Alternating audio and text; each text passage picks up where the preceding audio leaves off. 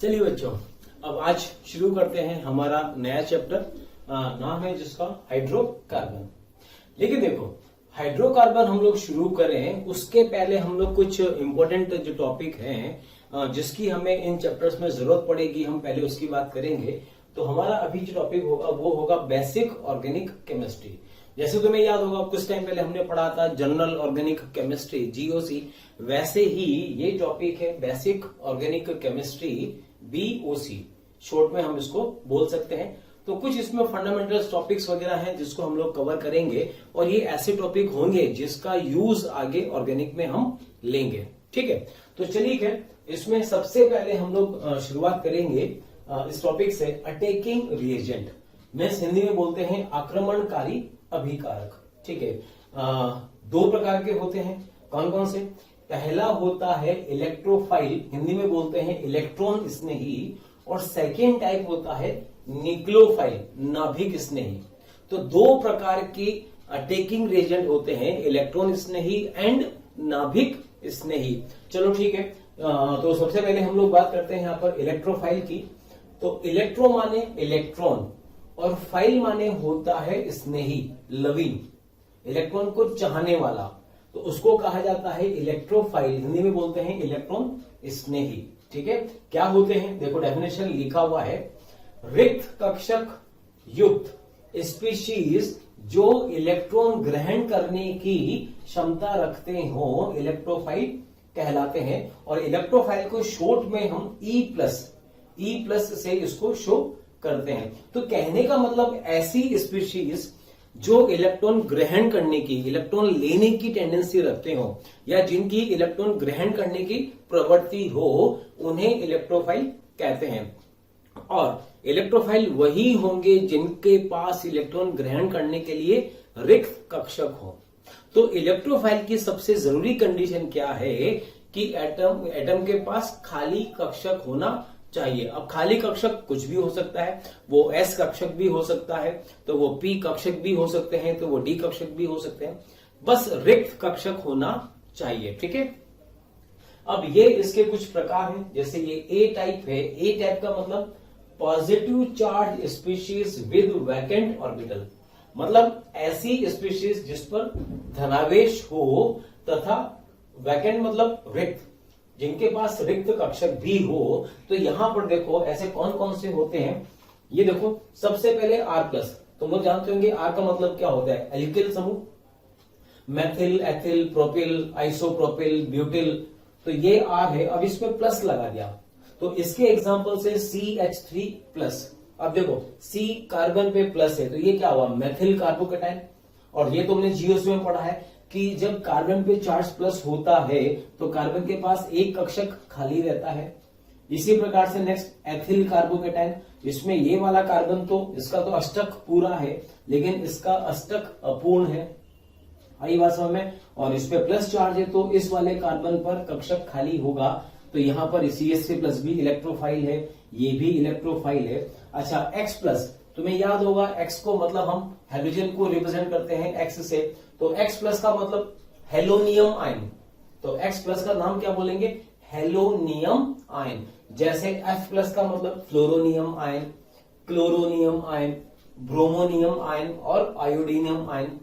तो इन सब में से एक एक इलेक्ट्रॉन निकालने के बाद इन सभी पर चार्ज प्लस आएगा, और प्लस आने से इनका एक कक्षक खाली हो जाएगा। तो जब कक्षक खाली होगा तो इलेक्ट्रॉन लेने की ये प्रवृत्ति रखेंगे। ठीक है, अब इसमें एक चीज और है, जैसे तुमसे मैं ये कहूं CH3 CH2, तो इसका नाम हुआ एथिल इलेक्ट्रोफाइल। ठीक है, एथिल कार्बोकेटाइन है, इलेक्ट्रोफाइल है। अब देखो इसमें दो कार्बन है, एक कार्बन ये भी है, एक कार्बन ये भी है। अब हमसे ये कहा जाए कि बताइए क्या ये इलेक्ट्रोफाइल है क्या? हाँ, ये इलेक्ट्रोफाइल है। क्यों है इलेक्ट्रोफाइल? क्योंकि इसमें एक ऐसा कार्बन है जिसके पास खाली कक्षक है, तो ये इलेक्ट्रॉन ग्रहण करने की प्रवृत्ति रखेगा। अब ये हमसे कहा जाए कि इस स्पीशीज में अगर ये स्पीशीज इलेक्ट्रोफाइल है तो इसका इलेक्ट्रोफिलिक सेंटर कौन होगा, इलेक्ट्रॉन स्नेही केंद्र कौन सा होगा? तो केंद्र बताइए खाली कक्षक किसके पास है, इस कार्बन के पास है या इस कार्बन के पास है। तो आई थिंक आपको समझ में आ रहा होगा कि खाली कक्षक इस वाले कार्बन के पास है, तो ये इलेक्ट्रॉन इसमें ही केंद्र होगा, ये वाला कार्बन। ठीक है, तो ये हुआ यहाँ पर R प्लस का मतलब CH3 प्लस है, CH3 CH2 प्लस है, ये हेलोनियम आयन है। इसके अलावा NO plus, this is nitrosonium. NO समूह क्या होता है, नाइट्रोसो ग्रुप होता है, तो इसका नाम हो जाएगा नाइट्रोसोनियम आयन। अच्छा, NO2 का नाम क्या होता है, नाइट्रो ग्रुप होता है, और NO2 पर प्लस चार्ज है तो क्या कहा जाएगा, नाइट्रोनियम आयन। तो याद रखो, ये तो नाइट्रोसोनियम आयन और ये नाइट्रोनियम आयन। अच्छा, ये हाइड्रोनियम आयन H प्लस है, ये इसके समस्थानिक D प्लस T प्लस।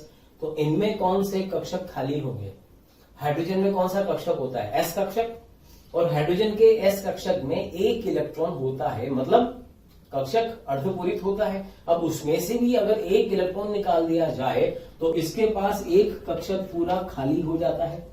आई बात समझ में, तो ये क्या होगा, इलेक्ट्रॉन स्नेही होगा। वैसे ये भी होंगे और ये भी होंगे।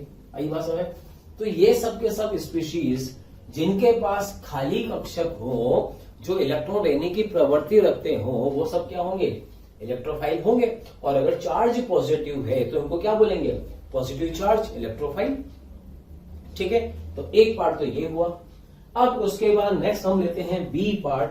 बी पार्ट का मतलब न्यूट्रल स्पीशीज या neutral molecule having incomplete octet, मतलब उदासीन अणु हो जिनका पास उनका अष्टक अपूर्ण हो। ठीक है, थोड़ा बहुत मैंने इंग्लिश में लिखा है, तो थोड़ा कोशिश करो इंग्लिश में समझने की, बहुत जरूरी है, थोड़ा बहुत हमें इंग्लिश में भी पढ़ना आना चाहिए। आई बात समझ में, तो बी टाइप है। अब जैसे तुम्हें याद होगा लुईस एसिड, सबको पता है लुईस एसिड क्या होते हैं। लुईस एसिड का मतलब ऐसे यौगिक जो इलेक्ट्रॉन युग्म लेने की प्रवृत्ति रखते हो। तो भाई इलेक्ट्रॉन युग्म कौन लेगा, जिसके पास खाली कक्षक होंगे, और जिसके पास खाली कक्षक होंगे वही तो इलेक्ट्रॉन स्नेही भी होगा। तो वही तो हम कह रहे हैं। तो BH3 है, BF3 है, इसमें देखो जो सेंट्रल एटम है, जैसे बोरोन है, बोरोन के पास एक खाली कक्षक होता है। यहां पर BF3 आ जाए, इसके पास भी खाली कक्षक होगा। AlCl3 में एल्यूमिनियम है, इसके पास एल्यूमिनियम के पास खाली कक्षक होता है। पूरा का पूरा एक कक्षक खाली होता है, इलेक्ट्रॉन लेने की प्रवृत्ति रखेगा, तो ये लुईस एसिड भी होगा और इलेक्ट्रोफाइल भी होगा, न्यूट्रल होगा।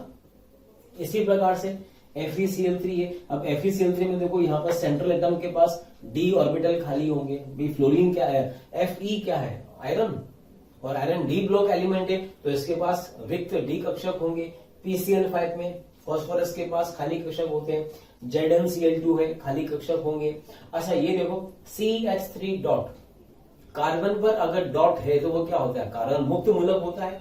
और कार्बन मुक्त मूलक में इस कार्बन के पास कितने इलेक्ट्रॉन होंगे, 7।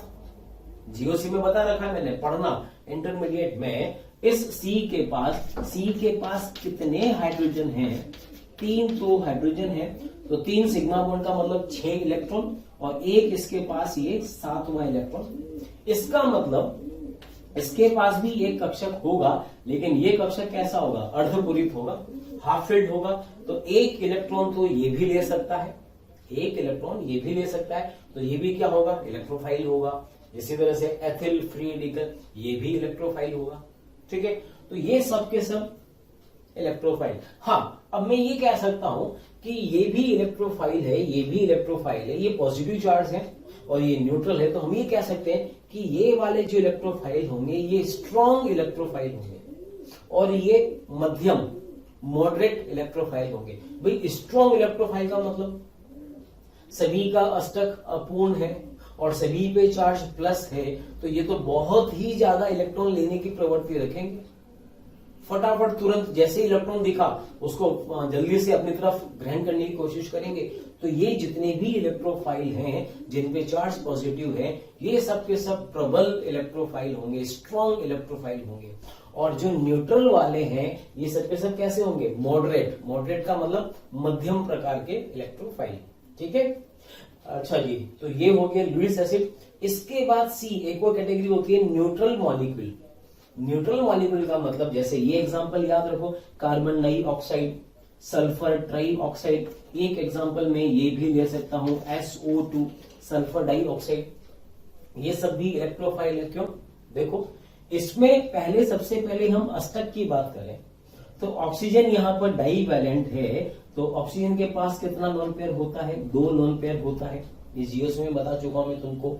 जीओसी में जब हमने ऑक्टेट वाला पोर्शन पढ़ा था वहां मैंने तुमको बताया था कि जब ऑक्सीजन डाइवैलेंट होता है तब उसके पास 2 लोन पेयर होते हैं। ठीक है, अच्छा इस ऑक्सीजन के पास भी 2 लोन पेयर होंगे। तो बताइए ऑक्टेट अगर हम गिने तो देखो इस ऑक्सीजन का यहाँ पर 2 और 2 4, 2 6 और 2 8, इस ऑक्सीजन का ऑक्टेट कंप्लीट है। इस ऑक्सीजन का भी ऑक्टेट कंप्लीट है और कार्बन का भी ऑक्टेट कंप्लीट है। तो ऑक्टेट सभी का कंप्लीट है, किसी के पास खाली कक्षक नहीं है। लेकिन अगर आप ठीक से देखो तो कार्बन से ऑक्सीजन जुड़ा हुआ है और ऑक्सीजन की विद्युत ऋणता कार्बन से ज्यादा होती है, तो क्या होगा? इलेक्ट्रॉन्स इधर की तरफ शिफ्ट हो रहे होंगे, तो O पे चार्ज क्या हो रहा होगा? डेल नेगेटिव, और C पे चार्ज क्या हो रहा होगा? डेल पॉजिटिव रहेगा। तो इधर भी तो ऑक्सीजन है, तो इस ऑक्सीजन के कारण भी इस पे चार्ज डेल पॉजिटिव होगा।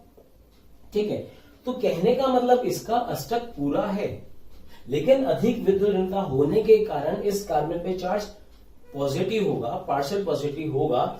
तो कोई नाभिक स्नेही अगर इस पर अटैक करे तो वो इससे बॉन्ड बना सकता है। मतलब ये कार्बन पॉजिटिव होने के कारण इलेक्ट्रॉन लेने की प्रवृत्ति रखेगा।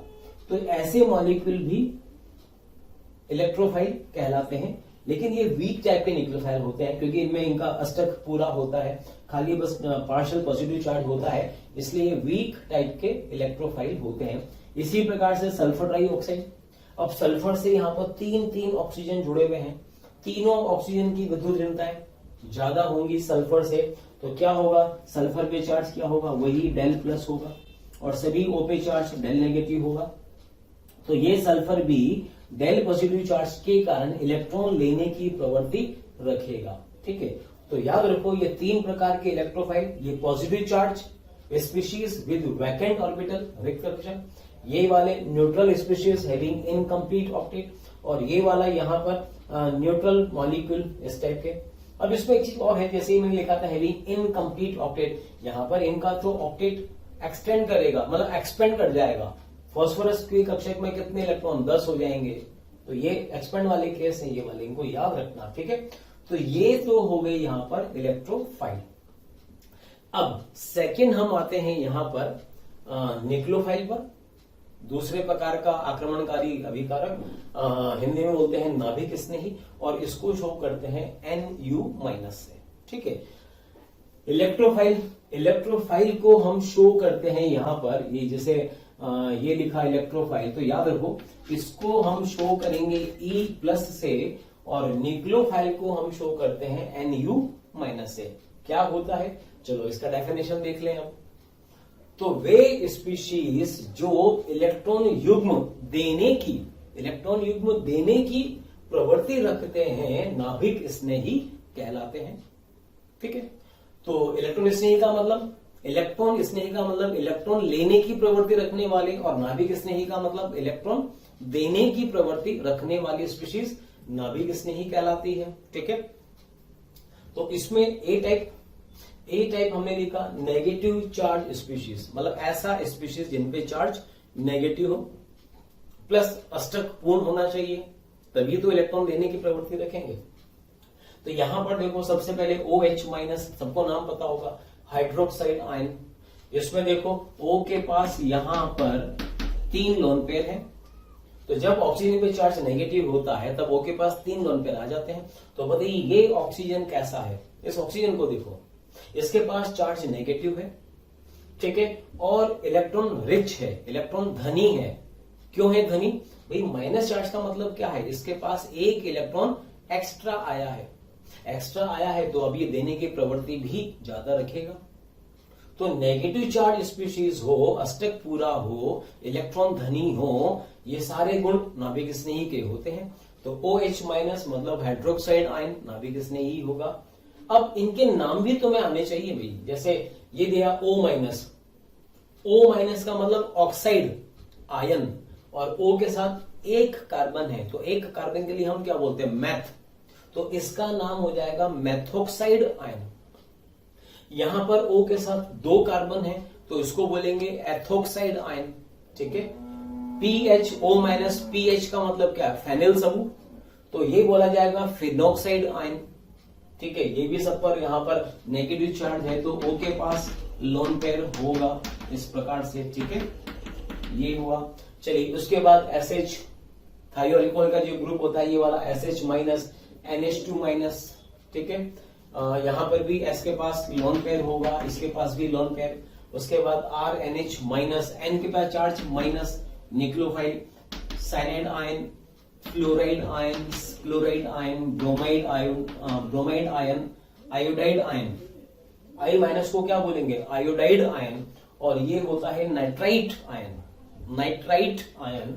इसमें यहां पर O पे चार्ज नेगेटिव है तो ये इसमें नाभिक स्नेही होगा। तो कहने का मतलब ये है कि नाभिक स्नेही का मतलब क्या हुआ, इलेक्ट्रॉन देने की प्रवृत्ति रखने वाले यौगिक नाभिक स्नेही कहलाते हैं। और जिनपे चार्ज नेगेटिव होता है, नेगेटिव चार्ज है, अष्टक पूरा है, इलेक्ट्रॉन धनी है, तो इस प्रकार के नाभिक स्नेही स्ट्रॉन्ग न्यूक्लियोफाइल होते हैं, प्रबल नाभिक स्नेही।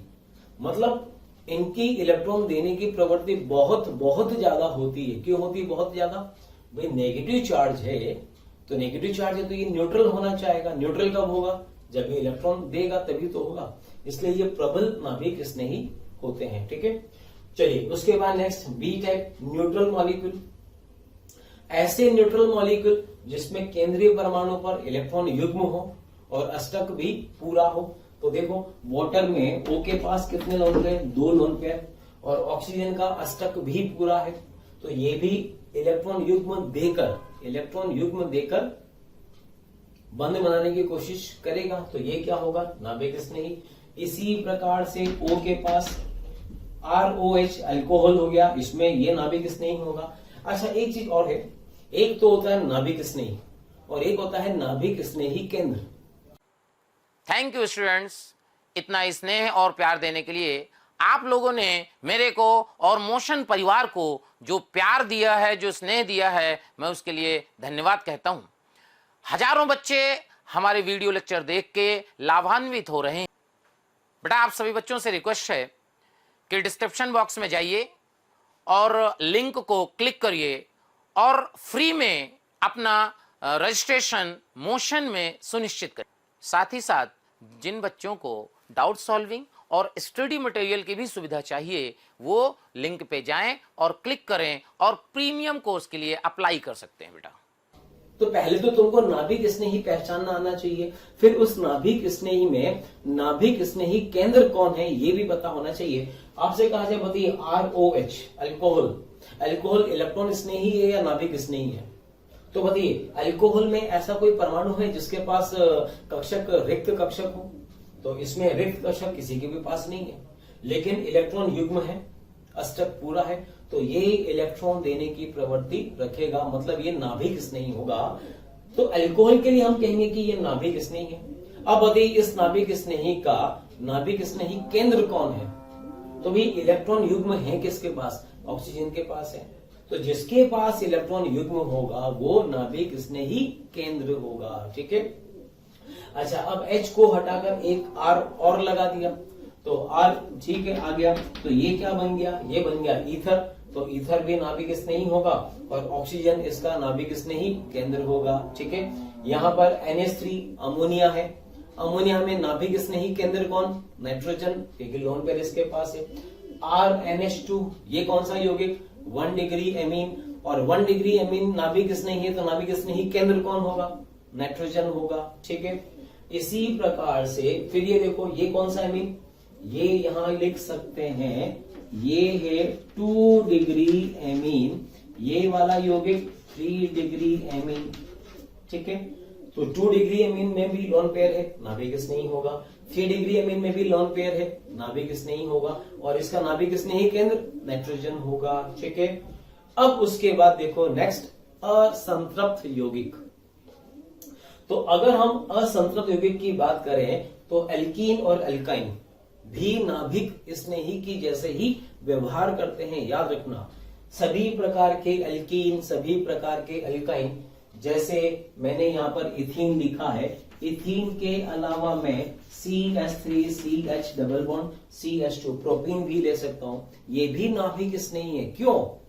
क्योंकि यहाँ पर कार्बन कार्बन दो कार्बन परमाणु के मध्य पाई बॉन्ड है, ये डबल बॉन्ड है, और डबल बॉन्ड में एक बॉन्ड सिग्मा बॉन्ड होता है और एक बॉन्ड पाई बॉन्ड होता है। और जो पाई बॉन्ड होता है वो कैसा होता है? वो लूजली बॉन्डेड होता है, ढीला बंधा हुआ होता है।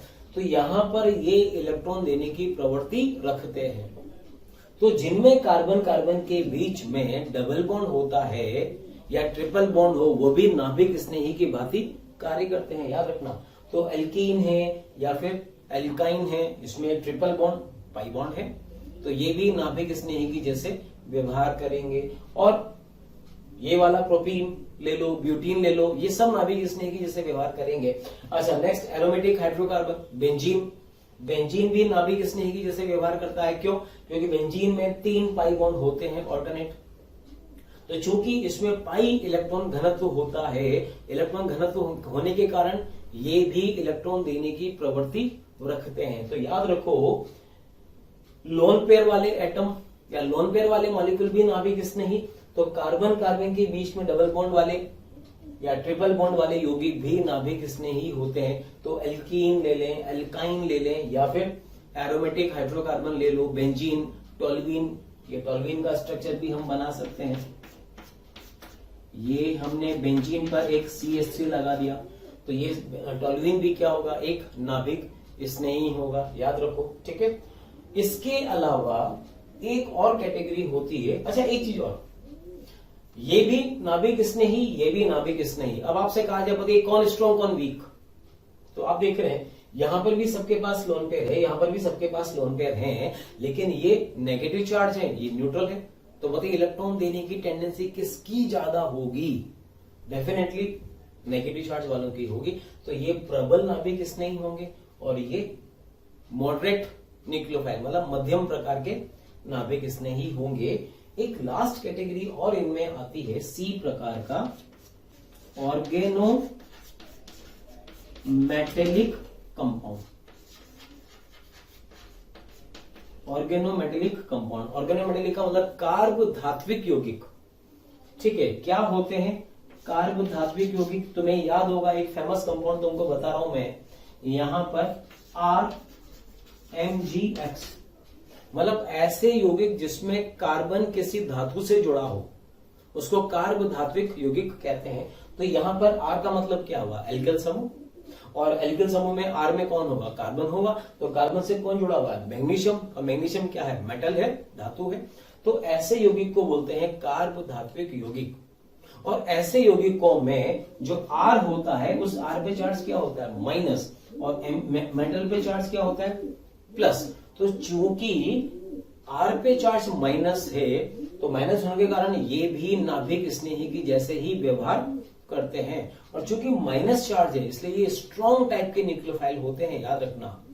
ठीक है, तो ये इस प्रकार के यौगिक भी नाभिक स्नेही होते हैं। ठीक है, तो चलिए खैर हमने यहां पर बात करी इसमें इलेक्ट्रोफाइल की और न्यूक्लियोफाइल की, और इसके अलावा एक कैटेगरी और होती है एम्बीफाइल। एम्बीफाइल क्या होता है? देखो, नेक्स्ट थर्ड कैटेगरी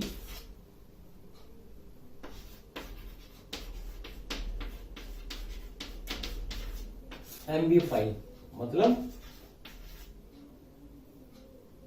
उभयधर्मी। अब इसमें देखो, जैसे ये वाला यौगिक RC डबल बॉन्ड O, इस प्रकार के यौगिक, या फिर RC ट्रिपल बॉन्ड N प्रकार के यौगिक, मतलब ऐसे यौगिक जिसमें डबल बॉन्ड या ट्रिपल बॉन्ड उपस्थित हो लेकिन अलग अलग परमाणु के मध्य उपस्थित हो। अलग अलग परमाणु का मतलब जिनकी विद्युत ऋणता में अंतर हो, एक अधिक विद्युत ऋणी हो और एक कम विद्युत ऋणी हो। तो यहां पर देखो, जैसे ये यौगिक किस प्रकार का हुआ, इसको हम बोल सकते हैं कार्बोनिल कंपाउंड। पता होगा तुमको कार्बोनिल कंपाउंड का मतलब क्या हुआ? या तो एल्डिहाइड या फिर कीटोन। तो यहां पर देखो C डबल बॉन्ड O है O के पास लोन पेयर भी है। अच्छा, ऑक्सीजन की विद्युत ऋणता कार्बन से ज्यादा होती है, तो क्या होगा, इस कारण से C पे चार्ज होगा डेल पॉजिटिव और O पे चार्ज होगा डेल नेगेटिव। इसका मतलब ये वाले जो यौगिक हैं ये दोनों ही प्रकार से व्यवहार करते हैं। इलेक्ट्रॉन स्नेही की जैसे भी व्यवहार करते हैं और नाभिक स्नेही की जैसे भी व्यवहार करते हैं। यही बात समझ में। अब ये हमको कैसे पता पड़ेगा कि कब नाभिक स्नेही और कब इलेक्ट्रॉन स्नेही की जैसे व्यवहार कर रहा है? तो देखो एक्चुअल में होता क्या है, जैसे समझना, मान लीजिए ये वाला यौगिक मैंने लिया RCr डबल बॉन्ड O। अब अगर मैं इसकी अभिक्रिया इससे करूं RMgX से, इसकी अभिक्रिया में ग्रिग्नार्ड एजेंट से करूं, तो क्या होगा, देखो RMgX में R पे चार्ज क्या होगा, माइनस। मतलब ये तो न्यूक्लियोफाइल है, ये तो प्योरली न्यूक्लियोफाइल है। तो अगर सामने वाला अभिकारक न्यूक्लियोफाइल है तो अब ये इलेक्ट्रॉन स्नेही की भांति कार्य करना शुरू कर देता है। मतलब O पे चार्ज डेल नेगेटिव और C पे चार्ज डेल पॉजिटिव है, तो क्या होगा, इसमें ये R माइनस C पे अटैक करके, अब देखो इसका अष्टक पूरा है, लेकिन ऑक्सीजन की विद्युत ऋणता अधिक होने के कारण इस पर डेल प्लस आ रहा है, तो R माइनस इस पर अटैक करेगा। भाई अटैक करने का मतलब ये नहीं कि तलवार लेकर आया अटैक करा। जब कभी भी हम कहें कि ये परमाणु इस पर अटैक कर रहा है, मतलब वो उससे बॉन्ड बना रहा है। तो इस कार्बन के पास पहले से ही 4 बॉन्ड उपस्थित है। अब ये जो बॉन्ड बनेगा, ये इसका 5वां बॉन्ड बनेगा, तो इसको बनाने के लिए इसको अपना एक बॉन्ड तोड़ना भी पड़ेगा। आई बात समझ में? तो जब ये बॉन्ड बनेगा तो ये बॉन्ड टूटेगा और इसमें उत्पाद बनेगा कुल मिलाकर RCr। ऊपर कौन आ जाएगा, ये वाला R, चलो इसको डैश लगा लो, R डैश, तो ये हो गया R डैश। देन इससे अटैच्ड C और C से अटैच्ड O माइनस, तो ये वाला यौगिक इसमें कन्वर्ट हो जाएगा। अब बताओ किसने इलेक्ट्रॉन दिए और किसने इलेक्ट्रॉन लिए? तो इलेक्ट्रॉन दिया इसने, तो ये तो हो गया न्यूक्लियोफाइल, और ये इलेक्ट्रॉन लिए किसने, इस वाले यौगिक ने, तो इसको हम क्या बोलेंगे, इलेक्ट्रोफाइल बोलेंगे। तो जब सामने वाला यौगिक नाभिक स्नेही है उस वक्त ये इलेक्ट्रोफाइल की जैसे व्यवहार करेगा। अब देखो नेक्स्ट मॉलिक्यूल हम ले RCr डबल बॉन्ड O, और यहां पर मैं ले लू AlCl3। बोलो अब बताइए इस केस में क्या होगा। यहां पर एल्यूमिनियम AlCl3 का लुईस एसिड है, इसके पास खाली कक्षक है और O के पास क्या है, लोन पेयर है। तो बताइए क्या होगा, ये ऑक्सीजन अपना लोन पेयर एल्यूमिनियम को देकर इससे बॉन्ड बना लेगा। तो बताइए इलेक्ट्रॉन दिए किसने, इसने इलेक्ट्रॉन दिया, तो अब मैं इसको क्या बोलूंगा, न्यूक्लियोफाइल, और ये इलेक्ट्रॉन ले रहा है तो ये क्या होगा, ये होगा इलेक्ट्रोफाइल। तो देखो इस वाले यौगिक को ये यहां पर इलेक्ट्रोफाइल के जैसे व्यवहार कर रहा है, तो यहां पर न्यूक्लियोफाइल की जैसे व्यवहार कर रहा है। तो इस प्रकार के यौगिक को क्या बोलते हैं, एम्बीफाइल, उभयधर्मी, मतलब जो दोनों प्रकार से व्यवहार कर सके। और ये यौगिक भी एम्बीफाइल की जैसे व्यवहार करेगा, सैनेट, क्योंकि यहाँ पर ट्रिपल बॉन्ड भी है अलग अलग परमाणु के मध्य, और एन के पास लोन पेयर भी है। तो याद रखो, अब पूरी बात समझना एक चीज और, डबल बॉन्ड यहां पर भी है, यहां भी डबल है, यहां पर भी डबल, यहां ट्रिपल है, यहां डबल है, ये नाभिक स्नेही की जैसे व्यवहार कर रहे हैं। अगर समान कार्बन के मध्य डबल बॉन्ड है या ट्रिपल बॉन्ड है तो नाभिक स्नेही, लेकिन भिन्न परमाणु के मध्य डबल बॉन्ड हो या ट्रिपल बॉन्ड हो तो फिर एम्बीफाइल, मतलब उभयधर्मी की भांति ये कार्य करेंगे। ठीक है, चलिए ठीक है, ये पार्ट हमारा कंप्लीट हुआ इलेक्ट्रोफाइल का और न्यूक्लियोफाइल का। अब इसके बाद नेक्स्ट अब हम स्टार्ट करेंगे नेक्स्ट टॉपिक इसी में, सॉल्वेंट मतलब विलायक। चलिए अब शुरू करते हैं नेक्स्ट टॉपिक, विलायक। इंग्लिश में इसको बोलते हैं सॉल्वेंट। तो ऐसा माध्यम, वो माध्यम जिसमें कोई रासायनिक अभिक्रिया होती है उसी को हम विलायक बोलते हैं। ठीक है, तो विलायक का यहाँ पर हमने क्लासिफिकेशन करा है। सॉल्वेंट, मेनली सॉल्वेंट दो प्रकार का होता है। कौन कौन सा प्रकार, एक होता है non polar solvent. Non polar का मतलब अध्रुवीय सॉल्वेंट। अध्रुवीय का मतलब जिसका डायपोल मोमेंट, द्विध्रुव आघूर्ण क्या हो, 0 हो, उसको बोलते हैं नॉन पोलर सॉल्वेंट। और दूसरा होता है पोलर।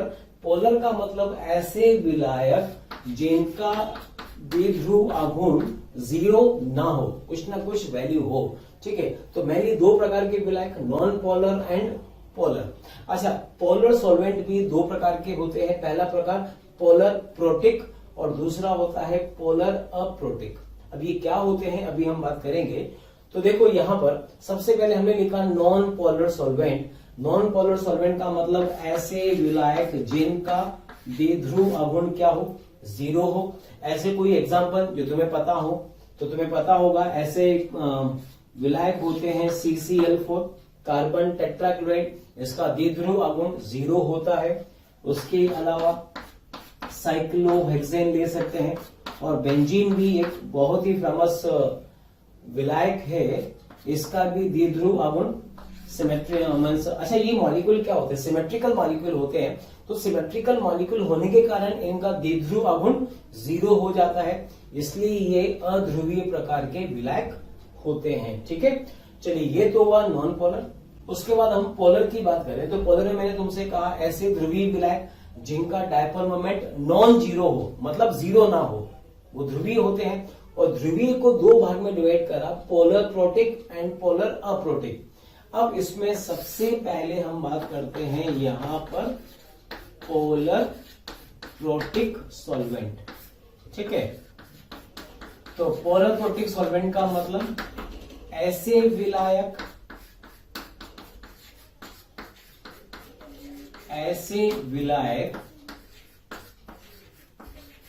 जिनमें H+ उपस्थित हो,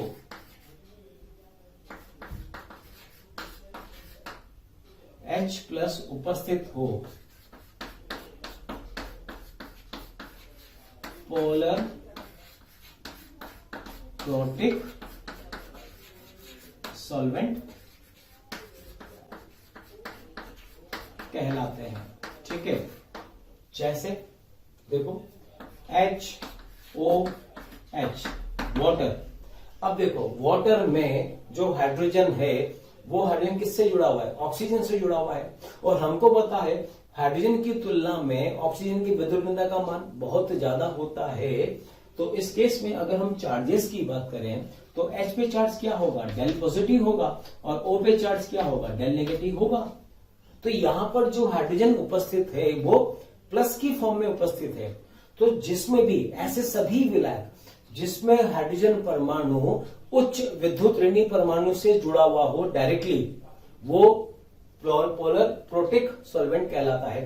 भाई प्रोटिक का मतलब क्या हुआ, प्रोटिक का मतलब होता है प्रोटॉन। और तुम्हें याद होगा हाइड्रोजन परमाणु में क्या उपस्थित होता है, तुम्हें याद है हाइड्रोजन परमाणु में एक प्रोटॉन होता है और एक इलेक्ट्रॉन होता है। अगर इसमें से हम एक इलेक्ट्रॉन निकाल दें तो बताइए बनता क्या है, H+। तो H+ का मतलब क्या बना, क्या रह गया, प्रोटॉन ही तो रह गया। तो H+ का मतलब जस्ट प्रोटॉन और कुछ नहीं। तो जिसमें भी हाइड्रोजन पे चार्ज प्लस होगा, डेल प्लस के रूप में हाइड्रोजन उपस्थित होगा, उसको हम क्या बोलेंगे, पोलर प्रोटिक सॉल्वेंट। वाटर के अलावा और भी कई सारे फेमस सॉल्वेंट हैं, जैसे इथाइल अल्कोहल, इसमें भी देखो हाइड्रोजन ऑक्सीजन से जुड़ा हुआ है। और इसके अलावा CH3C double bond OH, this is acetic acid. Acetic acid में भी H ऑक्सीजन से जुड़ा हुआ है। ठीक है, तो इसमें भी चार्ज क्या होगा, डेल प्लस होगा। इसके अलावा एक और फेमस सॉल्वेंट अमोनिया। अमोनिया में भी देखो जो नाइट्रोजन है वो किससे जुड़ा हुआ है, जो हाइड्रोजन है, जो हाइड्रोजन परमाणु वो किससे जुड़ा हुआ है, नाइट्रोजन से। और नाइट्रोजन की विद्युत ज्यादा होती है, तो इसमें भी H पे चार्ज क्या होगा, डेल पॉजिटिव होगा। आई बात समझ में। तो कहने का मतलब ये है कि वे सभी विलायक जिसमें हाइड्रोजन परमाणु उपस्थित हो और अधिक विद्युत ऋणी परमाणु से डायरेक्टली जुड़ा हो, पोलर प्रोटिक सॉल्वेंट कहलाते हैं। ठीक है, इसी के अलावा अब और एग्जांपल हम ले सकते हैं यहां पर। Next is polar aprotic solvent. अब पोलर अप्रोटिक सॉल्वेंट में ऐसे कई सारे एग्जांपल हम ले सकते हैं, जैसे first example CH3CH2O, CH2 single bond CH3, इसका नाम क्या होगा, डाई इथाइल ईथर। अब देखो इस केस में यहां पर हाइड्रोजन सब में उपस्थित है, लेकिन जो हाइड्रोजन है वो कार्बन से जुड़े हुए हैं और कार्बन की विद्युत ऋणता ज्यादा नहीं होती है, इसलिए यहां पर H होगा तो सही, लेकिन H पे चार्ज पॉजिटिव नहीं होगा, तो इसलिए इनको बोला जाता है पोलर अप्रोटिक। अप्रोटिक का मतलब जिनमें H प्लस ना हो, ठीक है। इसी के अलावा सेकंड हम ले सकते हैं यहां पर CH3 C double bond O CH3, इसका नाम फेमस सॉल्वेंट होता है ये एसीटोन। एसीटोन भी H है, लेकिन H किससे जुड़ा हुआ है, कार्बन से जुड़ा हुआ है, इसलिए ये भी polar aprotic. Okay, number 3 CH3 S double bond O CH3, ये होता है di methyl sulphoxide, di methyl sulpho oxide, और इसकी शॉर्ट फॉर्म याद रखना, शॉर्ट में इसको बोलते हैं DMSO। तो कहीं पर भी DMSO लिखा हुआ है मतलब, अच्छा याद रखना इन सबकी ये जो शॉर्ट फॉर्म है, ये शॉर्ट फॉर्म बहुत ज्यादा इंपॉर्टेंट है। हो सकता है कि क्वेश्चन में तुम्हें ये सब ना लिखकर तुम्हें DMSO ही लिखा हो, तो तुम्हें समझ में आना चाहिए कि DMSO होता क्या है। तो DMSO भी किस प्रकार का सॉल्वेंट हुआ, पोलर अप्रोटिक सॉल्वेंट हुआ, ठीक है। इसके अलावा एक और हम ले सकते हैं HC double bond O NH2। अच्छा एक बात बताना, इसका नाम होता है फॉर्म अमाइड, फॉर्म अमाइड, और फॉर्म अमाइड में दोनों H को हटाकर अगर हम CH3 और CH3 लिख दें तो इसका नाम क्या हो जाएगा, ये हो जाएगा डाई मिथाइल। डाई मिथाइल के बाद फिर बोलते हैं फॉर्म अमाइड, ठीक है। तो इसका शॉर्ट फॉर्म होता है DMF, याद रखना DMF का मतलब डाई मिथाइल फॉर्मामाइड, ये भी पोलर अप्रोटिक सॉल्वेंट। इसी प्रकार से एक और CH3 C double bond O N and CH3 तो फॉर्म अमाइड में अगर यहां पर हम एक कार्बन और जोड़ दें तो फॉर्म में से क्या बन जाता है, एसिड, तो इसका नाम होगा डाई मेथिल एसिड अमाइड। याद रखना इस नाम को, डाई मेथिल एसिड अमाइड, और शॉर्ट फॉर्म इसका होता है DMA, ठीक है। ये हुआ। इसके अलावा और एग्जांपल हम यहां पर ले सकते हैं पोलर अप्रोटिक सॉल्वेंट के। देखो जैसे नेक्स्ट नंबर 6 हमने लिखा, यहां पर DMF हो चुका है, DMA। एक और होता है यहां पर इस प्रकार का यौगिक, ये वाला, इसको बोलते हैं टेट्रा हाइड्रोफ्यूरेन, और शॉर्ट फॉर्म होता है THF। ये भी बड़ा इंपॉर्टेंट सॉल्वेंट है, याद रखना, कई रिएक्शंस में लिखा रहता है THF वगैरह, तो याद रखो दिस इज टेट्रा हाइड्रोफ्यूरेन। और एक नंबर 7 होता है क्राउन ईथर। अभी क्राउन ईथर होते क्या है, एक इसका डेफिनेशन मैं लिख सकता हूं, यहां पर देखना, मोनोसाइक्लिक मतलब एक चक्रीय, सिमेट्रिकल, सिमेट्रिकल का मतलब सममित, उसके बाद पॉली ईथर, पॉली ईथर का मतलब जिसमें एक से ज्यादा ईथर समूह हो, बहु ईथर भी बोल सकते हैं। तो monocyclic, symmetrical, poly ethers or crown ether, ठीक है। हिंदी में क्या डेफिनेशन बोलेंगे इसको, एक चक्रीय, सममित, बहु ईथर ही क्राउन ईथर होते हैं। इनका स्ट्रक्चर देखना, इसमें कम से कम 2 साइक्लिक ईथर होंगे, जैसे एक ये बना दिया, 2 ईथर यहां पर है। अब क्या करो, 3 ईथर बना दो, ये 3 ईथर इस प्रकार से बना दिए, और हर एक ईथर के बीच में CH2 से इस प्रकार से इसको जोड़ दो।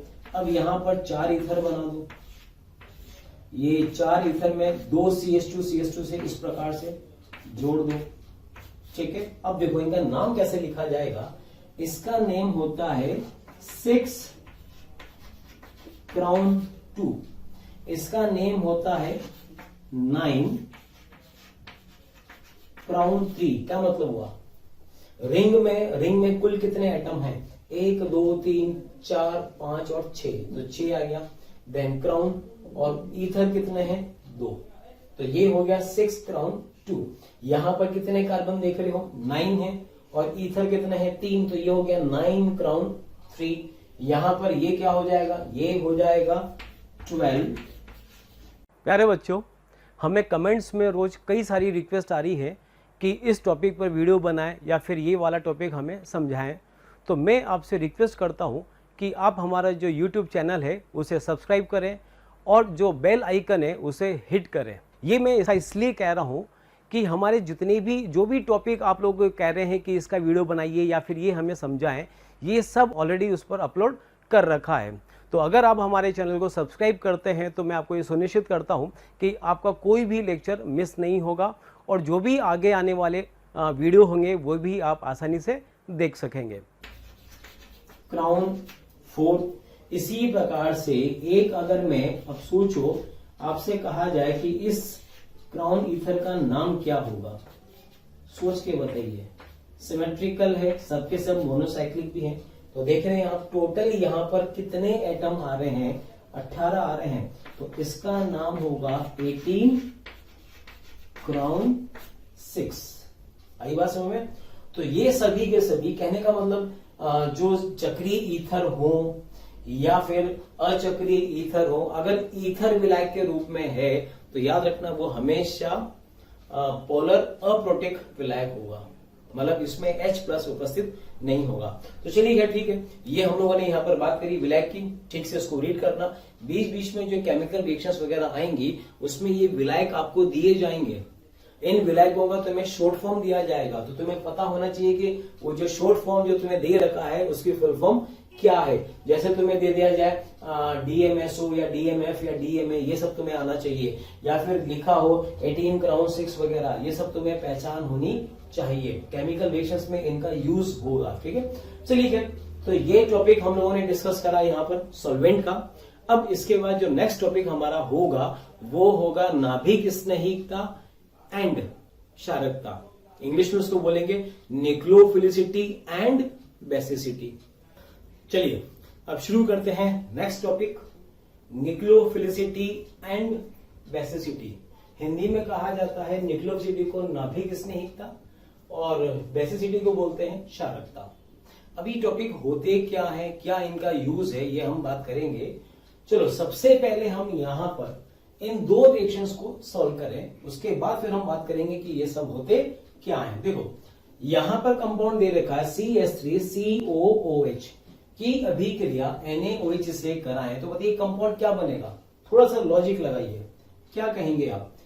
O से जुड़ा है H, ऑक्सीजन की विद्युत का मान हाइड्रोजन से ज्यादा होता है, H पे चार्ज होगा डेल पॉजिटिव, O पे चार्ज होगा डेल नेगेटिव, तो ये OH माइनस यहां से H+ को बाहर खींचकर इससे बॉन्ड बना लेगा। तो ये वाला जो बॉन्ड होगा, ये बॉन्ड टूटकर, कौन सा वाला? ये वाला बॉन्ड टूट के कहां चला जाएगा? ऑक्सीजन के पास। भाई यहां से अलग कौन हो रहा है? H+ अलग हो रहा है, तो हाइड्रोजन अपना इलेक्ट्रॉन ऑक्सीजन के पास छोड़कर अलग हो जाएगा।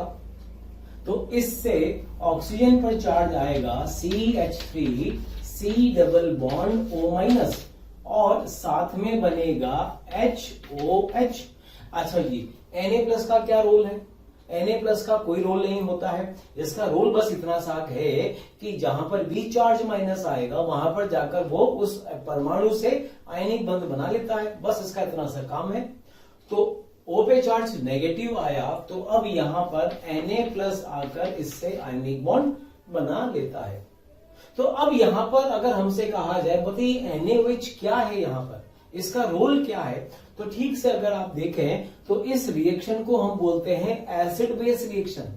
मतलब यहां पर इस ये वाला यौगिक H+ दे रहा है और NaOH का। अच्छा एक चीज और याद रखना, जो अभिकारक होता है, अभिकारक जैसा हमने लिखा NaOH, तो NaOH का जो रिएक्टिंग स्पीशीज होता है, क्रियाकारी स्पीशीज, वो होता है OH-।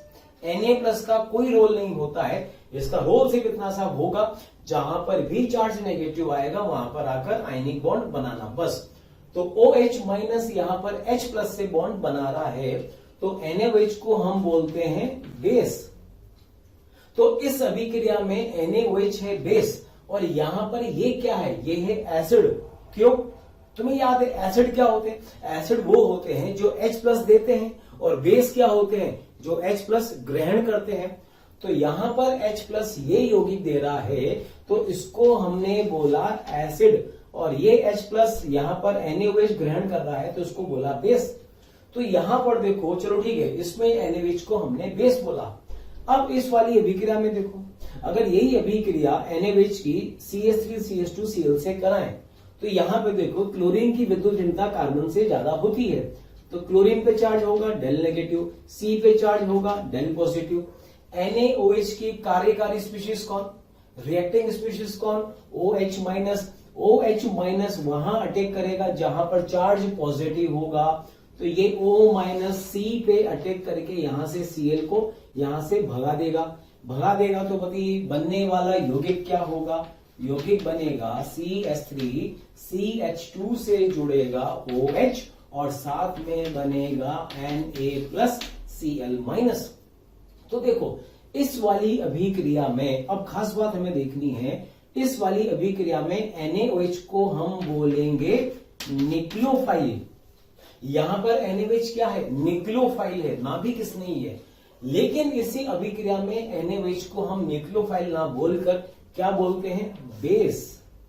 ये फर्क है, दोनों अभिक्रियाओं में ये अभिकारक एक ही है, यहां पर भी NaOH है, यहां पर भी NaOH है, लेकिन यहां पर NaOH को हमने बेस बोला, जबकि यहां पर हम इसको न्यूक्लियोफाइल कर रहे हैं। ऐसा क्यों? तो देखो, कभी भी कोई स्पीशीज अपने इलेक्ट्रॉन, ऑक्सीजन के पास में क्या है, इलेक्ट्रॉन युग्म है, अगर कोई स्पीशीज अपना इलेक्ट्रॉन युग्म H+ को दे, तो उसको हम बेस बोलेंगे। और ये जो प्रोसेस होगा, ये जो प्रक्रम होगा, इसको हम बोलेंगे बेसिसिटी। इसी प्रकार से अगर कोई स्पीशीज, इलेक्ट्रॉन वाली स्पीशीज अपने इलेक्ट्रॉन युग्म H+ को छोड़कर बाकी किसी भी इलेक्ट्रोफाइल को दे, किसी भी इलेक्ट्रोफाइल को, तब हम उसको न्यूक्लियोफाइल बोलेंगे। आई बात समझ में?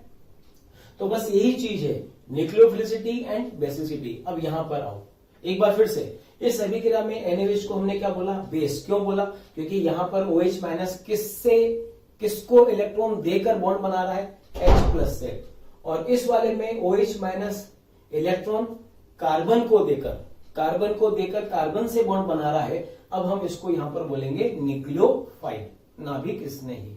तो देखो, अब हम डेफिनेशन की बात कर रहे हैं। न्यूक्लियोफिलिसिटी किसी नाभिक स्नेही की किसी इलेक्ट्रॉन स्नेही, जैसे R+, मतलब H+ को छोड़कर किसी को भी दे, जैसे R+ को इलेक्ट्रॉन देने की प्रवृत्ति नाभिक स्नेहिता कहलाती है।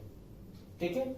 और ऐसे ही एक और होता है बेसिसिटी। बेसिसिटी क्या होता है, किसी स्पीशीज की H+ को इलेक्ट्रॉन देकर बंद बनाने की प्रवृत्ति बेसिसिटी कहलाती है। तो कोई भी ऐसा स्पीशीज जिसके पास इलेक्ट्रॉन है, अगर वो इलेक्ट्रॉन H+ को देकर H+ से बॉन्ड बनाए, तो बेस बोलेंगे, और ये प्रोसेस बेसिसिटी कहलाएगा। लेकिन कोई स्पीशीज अपने इलेक्ट्रॉन H+ को छोड़कर बाकी किसी भी इलेक्ट्रॉन स्नेही से बॉन्ड बनाए, तो उसको हम न्यूक्लियोफाइल बोलते हैं, और ये प्रोसेस कहलाता है न्यूक्लियोफिलिसिटी। ठीक है? चलिए कुछ एग्जांपल्स यहां पर मैंने दे रखे हैं, इसको तो हटा देते हैं। ये देखो, यहां पर हमारे पास इसमें दे रखा है, ठीक से देखो, Z- दे रखा है, यहां पर भी Z- दे रखा है। ये एथिल कार्बोकेटाइन है, ये भी एथिल कार्बोकेटाइन है। क्या क्या संभावनाएं यहां पर बन सकती है? देखो, दो प्रकार की संभावनाएं यहां पे बन सकती है। क्या क्या संभावना है? देखो, पहला केस, इस वाले केस में देखो, ये जो Z- है, ये Z- अपना इलेक्ट्रॉन किसको दे दे, कार्बन को दे दे, क्योंकि कार्बन के पास प्लस है, इलेक्ट्रॉन की कमी है, इलेक्ट्रॉन नहीं है। तो ऐसे केस में उत्पाद क्या बनेगा, यहां उत्पाद बनेगा CH3 CH2 से जुड़ जाएगा कौन, Z। तो बताइए इस केस में मैं Z को क्या बोलूंगा, तो Z यहां पे कहलाएगा न्यूक्लियोफाइल, ठीक है। और ये जो प्रोसेस होगा इस प्रोसेस को बोलेंगे हम न्यूक्लियोफिलिसिटी, ठीक है। अच्छा दूसरा केस क्या संभावना है, और Z माइनस के पास Z माइनस है। अच्छा कार्बो के टाइम में तुम्हें याद है अति संयुग्मन होता है, हाइपर कंजुगेशन होता है क्या होगा हाइपर कंजुगेशन में बताओ, ये वाला इसके रेस्पेक्ट में ये कार्बन कौन सा है, ये अल्फा कार्बन है, और अल्फा कार्बन के पास उपस्थित हाइड्रोजन अल्फा हाइड्रोजन, तो क्या होगा ये सिग्मा बॉन्ड यहां पर पाई बॉन्ड में कन्वर्ट हो जाता है, तो H पे चार्ज क्या होगा प्लस होगा। तो अगर C प्लस उपस्थित है तो H प्लस भी उपस्थित होगा। तो दूसरी संभावना क्या है कि ये Z माइनस अपना इलेक्ट्रॉन देकर H प्लस से बॉन्ड बनाए और ये सिग्मा बॉन्ड पाई बॉन्ड में कन्वर्ट हो जाए। तो बताइए इसमें यौगिक क्या बनेगा, यौगिक बनेगा CH2 डबल बॉन्ड CH2, ये बना, और H से कौन जुड़ा Z। अब बताइए यहां पर Z को मैं क्या कहूंगा, तो यहां Z ने बॉन्ड किससे बनाया, H प्लस से बनाया, तो यहां पर Z माइनस होगा बेस, और ये जो प्रोसेस होगा इसको हम क्या बोलेंगे, बेसिसिटी, क्षारकता। तो याद रखो किसी भी रिएक्शन में कोई भी अगर अभिकारक है उसको हमें कब न्यूक्लियोफाइल बोलना है और कब हमें बेस बोलना है, ये हमें अच्छे से पता होना चाहिए। आई बात समझ में, चलिए ठीक है। अब यहां पर चलो इसके अलावा मैं एक चीज की यहां पर और बात करेंगे हम लोग, नाभिक स्नेहिकता को प्रभावित करने वाले कारक। मतलब जो स्पीशीज होती है जो उनकी अलग अलग, हम नाभिक स्नेही की बात कर रहे हैं कि अलग अलग नाभिक स्नेही हमें दे रखे हैं, तो कौन प्रबल नाभिक स्नेही होगा, कौन दुर्बल होगा, ये सब हम बात करेंगे इसमें नाभिक स्नेहिकता को प्रभावित करने वाले कारक में। ठीक है, देखो पहला पॉइंट, ऋण आवेशित नाभिक स्नेही मतलब नेगेटिव चार्ज न्यूक्लियोफाइल उदासीन नाभिक स्नेही की तुलना में प्रबल होते हैं। इसका मतलब क्या हुआ, देखो जैसे मान लो हमें दे रखा है यहां पर एक न्यूक्लियोफाइल दे रखा है HOH। अब ये तुम्हें पता होना चाहिए, ये तुम्हें पता नहीं चाहिए नाभिक स्नेही क्या होते हैं, ये सब मैं तुमको बता चुका हूं कुछ टाइम पहले, इलेक्ट्रॉन स्नेही और नाभिक स्नेही। और नाभिक स्नेही मैंने तुमसे कहा भी था न्यूट्रल नाभिक स्नेही भी होते हैं, तो नेगेटिव चार्ज भी होते हैं। जैसे HOH कैसा नाभिक स्नेही था, न्यूट्रल था, उदासीन, और इसी से रिलेटेड OH माइनस।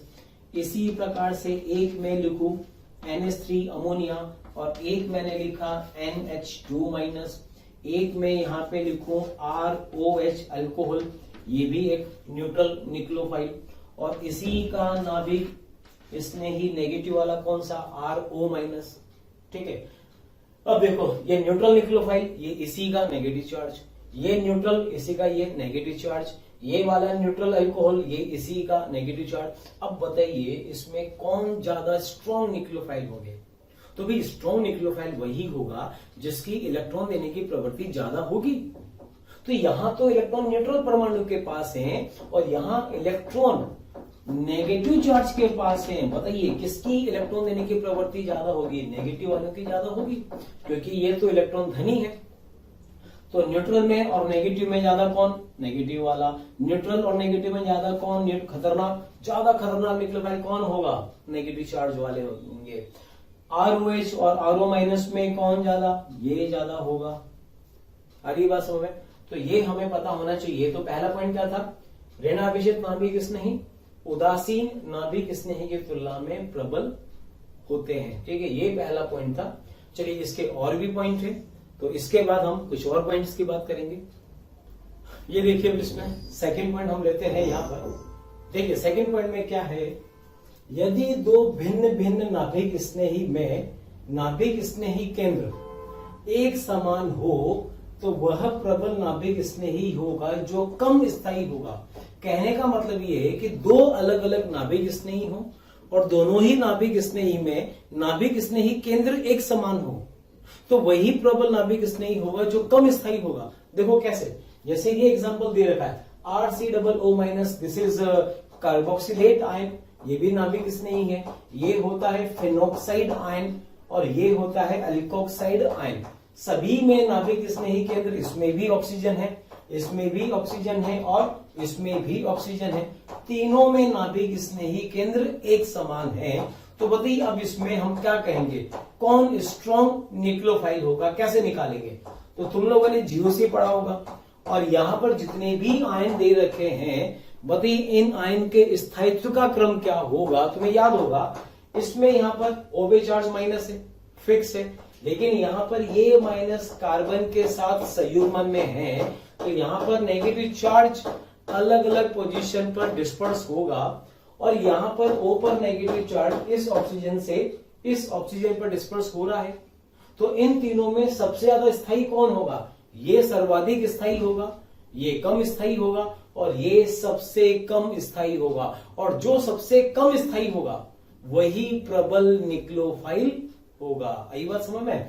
तो यहां पर इस केस में हम ही कहेंगे कि ये स्ट्रॉन्ग न्यूक्लियोफाइल, ये वीक और ये और भी वीक न्यूक्लियोफाइल हो जाएगा। ठीक है, चलिए इसी के बाद अब नेक्स्ट हम बात करते हैं नंबर 3 पॉइंट की। नंबर 3 देखो, आवर्त सारणी के किसी आवर्त में, अब हम आवर्त सारणी की बात कर रहे हैं, याद रखना, आवर्त सारणी के किसी आवर्त में बाईं से दाईं ओर जाने पर नाभिक स्नेहिकता घटती है।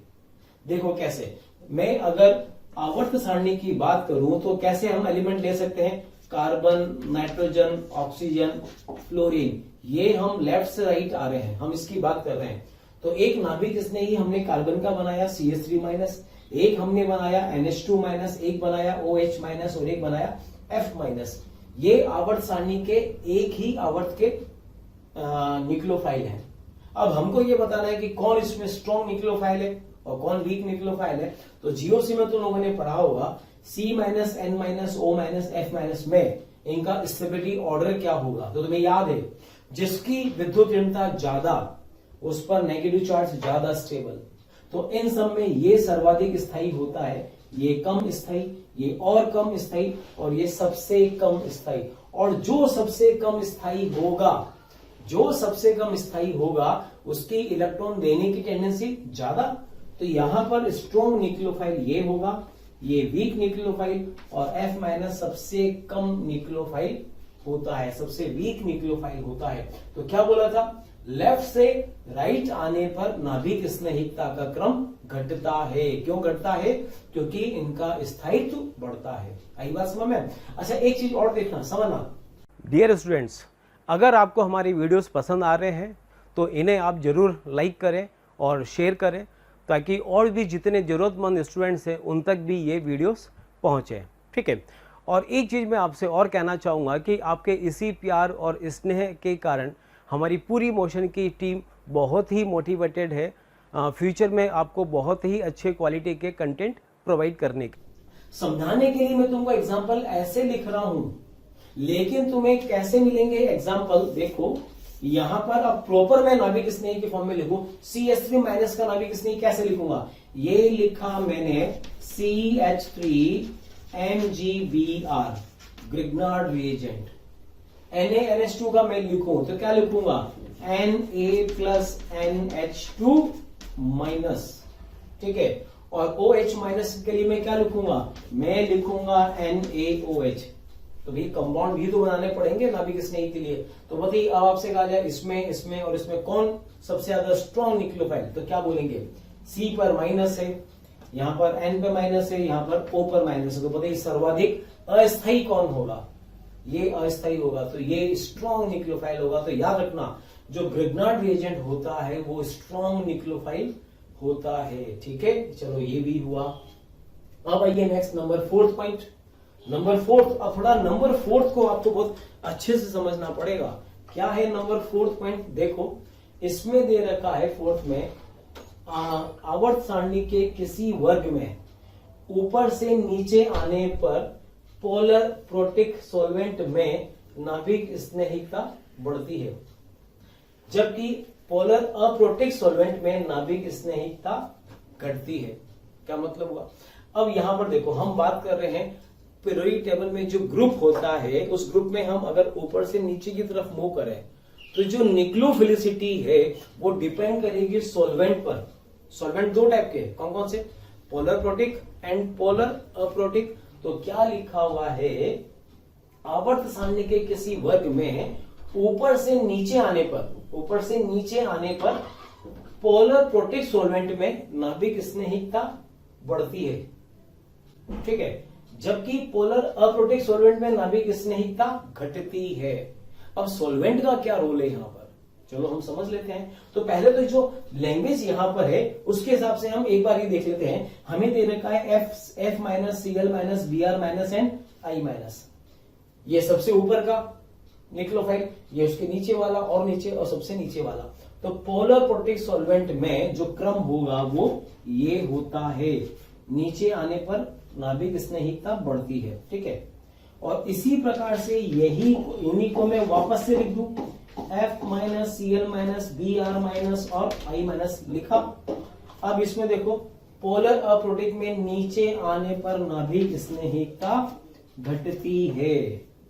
आई बात समझ में, कैसे हुआ अब हम इसको यहां पर एक्सप्लेन करते हैं। देखो कैसे समझना, मुझे बताइए ग्रुप में अगर हम ऊपर से नीचे की तरफ मूव करेंगे तो जो एटम होता है उनकी साइज चेंज होती है कि नहीं होती है, सोच के बताइए। यहां पर लिखा है F माइनस, यहां लिखा Cl माइनस, यहां लिखा Br माइनस और लास्ट में लिखा I माइनस। ऐसा क्यों लिखा, क्योंकि हमें पता है ग्रुप में ऊपर से नीचे आने पर आयनों की साइज बढ़ती है, ठीक है। अब देखो पोलर प्रोटिक सॉल्वेंट का कोई एग्जांपल मुझे बताओ। तो पोलर प्रोटिक सॉल्वेंट का सबसे अच्छा एग्जांपल हो सकता है वाटर, ठीक है। तो यहां पर क्या होगा, जो वाटर का मॉलिक्यूल होगा मींस पोलर प्रोटिक सॉल्वेंट में ये जो एनायन होगा, ये एनायन इस प्रकार से सॉल्वेटेड रहेगा। ये देखो यहां पर इसको मैं ऐसे लिख सकता हूं, F माइनस है, तो F माइनस में मैं इसको कैसे लिखूंगा, ये लिखा HOH, यहां पर भी लिखा HOH लिखा। F पे चार्ज माइनस और H पे चार्ज पॉजिटिव, तो क्या होगा, इनके बीच में यहां पर इस प्रकार से ये बॉन्ड बनेगा। तो ये जो बॉन्ड बनेगा, इस बॉन्ड से क्या होगा, जितने ज्यादा बॉन्ड बनेंगे इस F का सॉल्वेशन उतना ही ज्यादा होगा, विलायकीकरण F का ज्यादा होगा। और जितना ज्यादा विलायकीकरण होगा, जितना ज्यादा सॉल्वेशन होगा, वो एनायन उतना ही ज्यादा स्टेबल होगा। और जितना ज्यादा स्टेबल होगा, अगर स्टेबल हो रहा है तो इलेक्ट्रॉन देने की टेंडेंसी उसकी कम हो जाएगी, तो ये वीक न्यूक्लियोफाइल हो जाएगा। अच्छा देखो, फ्लोरीन का साइज कम होता है, आयोडीन का साइज ज्यादा होता है। साइज ज्यादा होने का मतलब किसी एटम का शेप कैसा होता है, स्फेरिकल होता है, गोलाकार। तो साइज बढ़ेगा तो वॉल्यूम बढ़ेगा, वॉल्यूम बढ़ेगा तो जो चार्ज डेंसिटी है वो कम हो जाएगी। तो बताइए इन सब में सबसे ज्यादा charge density, negative charge density सबसे ज्यादा किस में होगी, फ्लोरीन में होगी, क्योंकि फ्लोरीन का जो साइज है वो सबसे कम है। तो साइज जितना कम होगा, नेगेटिव चार्ज डेंसिटी उतनी ही ज्यादा होगी, और जितनी ज्यादा डेंसिटी ज्यादा होगी, जल के साथ उसका सॉल्वेशन भी ज्यादा, और जितना ज्यादा सॉल्वेशन उतना ही ज्यादा स्थायी, और जितना ज्यादा स्थायी उतना ही वीक न्यूक्लियोफाइल। तो क्या बोलेंगे यहां पर, हम क्या बोलेंगे, इसका साइज सबसे कम हो रहा है, साइज कम होगा तो सॉल्वेशन ज्यादा होगा, सॉल्वेशन ज्यादा होगा तो स्टेबिलिटी भी ज्यादा होगी, और अगर स्टेबिलिटी ज्यादा होगी तो न्यूक्लियोफिलिसिटी कम हो जाएगी, ठीक है ना। तो अब नीचे आने पर I माइनस में साइज ज्यादा है, इलेक्ट्रॉन डेंसिटी कम हो जाएगा, कम हो जाएगा तो यहां पर वाटर के साथ इसका सॉल्वेशन बहुत कम होगा, बहुत कम होगा।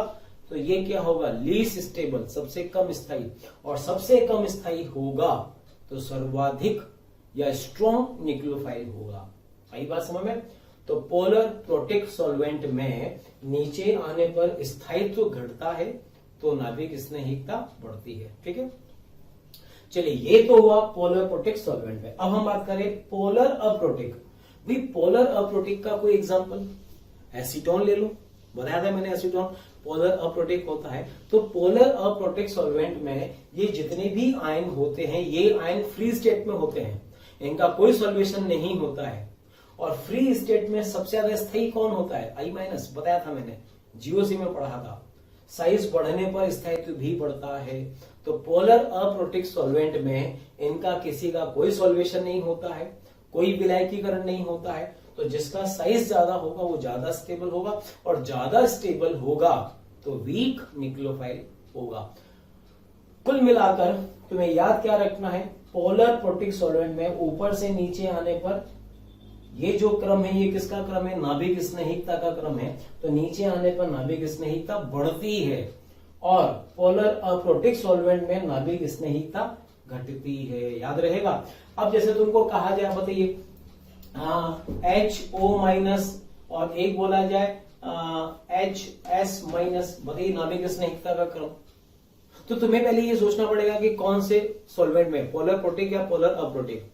अच्छा, अगर सपोज तुम्हें सॉल्वेंट नहीं दे रखा, नहीं देखा, और तुमसे क्वेश्चन पूछ लिया जाए तब क्या करेंगे? तो याद रखो, अगर ऑर्गेनिक केमिस्ट्री में कभी भी सॉल्वेंट की बात कहीं ना कर रखी हो तो आप हमेशा पोलर प्रोटिक मान के चलेंगे, ये हमेशा याद रखना।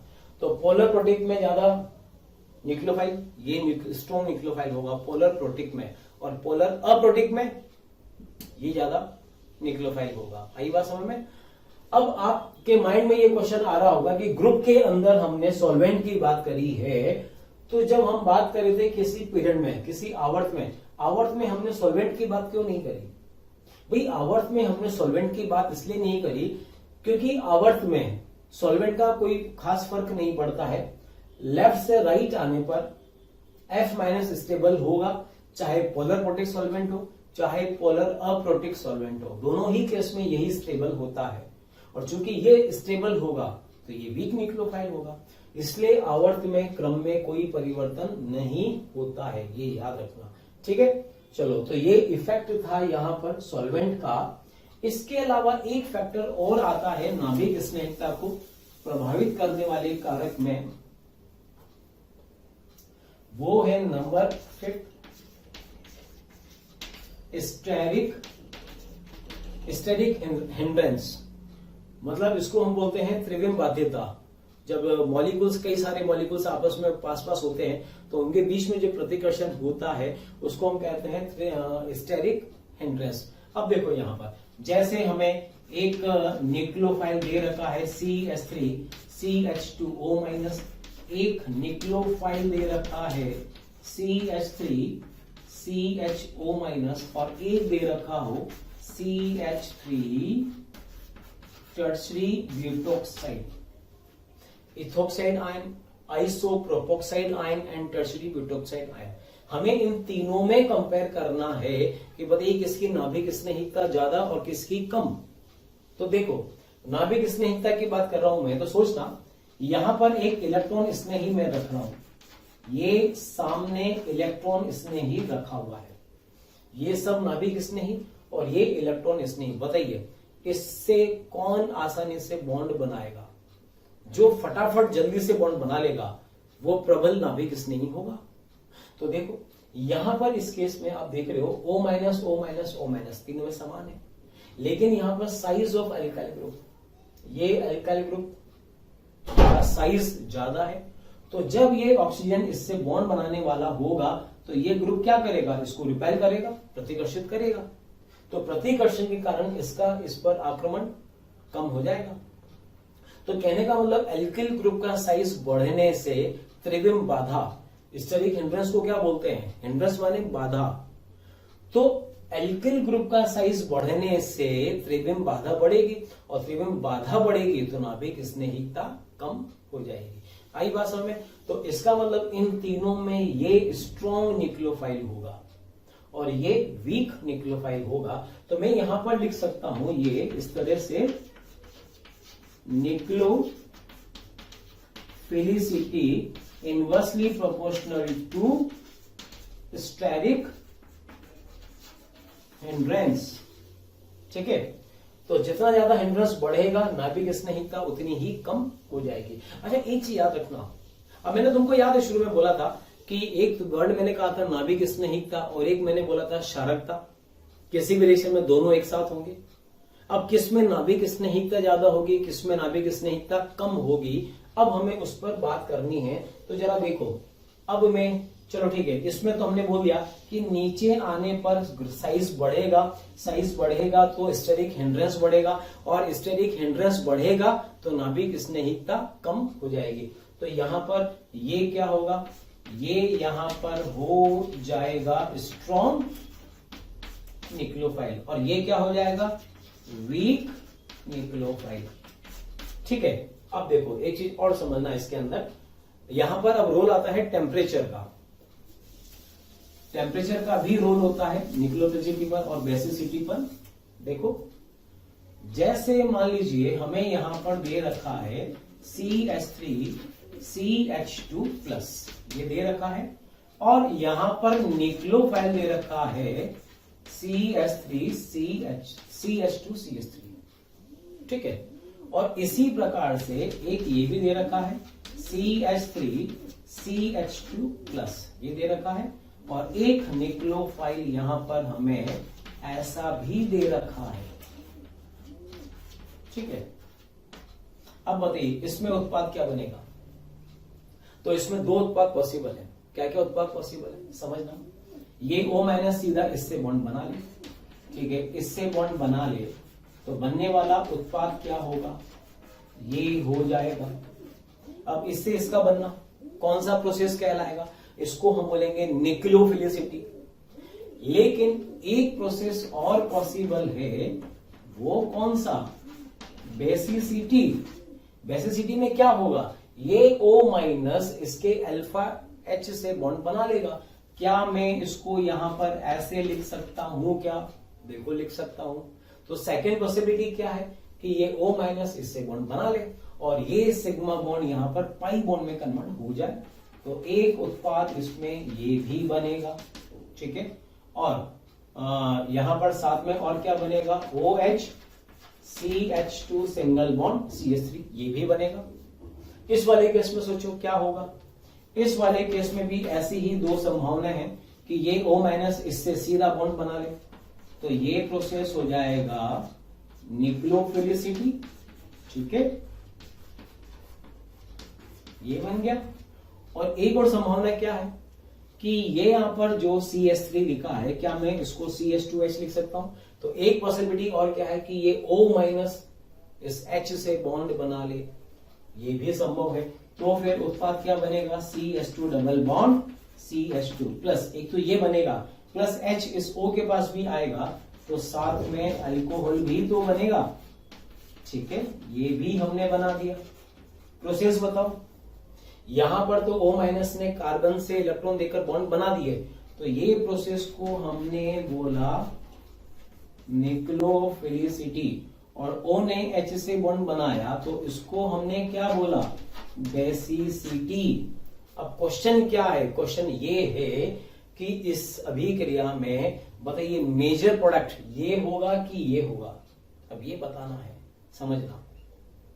अगर लो टेम्परेचर है तो लो टेम्परेचर पर ये वाला प्रोसेस मेजर होगा, लेकिन अगर टेम्परेचर बढ़ा दे तो टेम्परेचर बढ़ाने पर फिर ये वाला पार्ट बढ़ जाएगा, ये मेजर होगा। क्यों, देखो न्यूक्लियोफिलिसिटी में क्या होगा, नाभिक स्नेहिकता में O- कार्बन से बॉन्ड बना रहा है, तो इस प्रोसेस में सिर्फ और सिर्फ बॉन्ड बन रहा है, जबकि बेसिसिटी में ये O- H से तो बॉन्ड बना ही रहा है, लेकिन C और H के बीच का बॉन्ड टूट भी तो रहा है।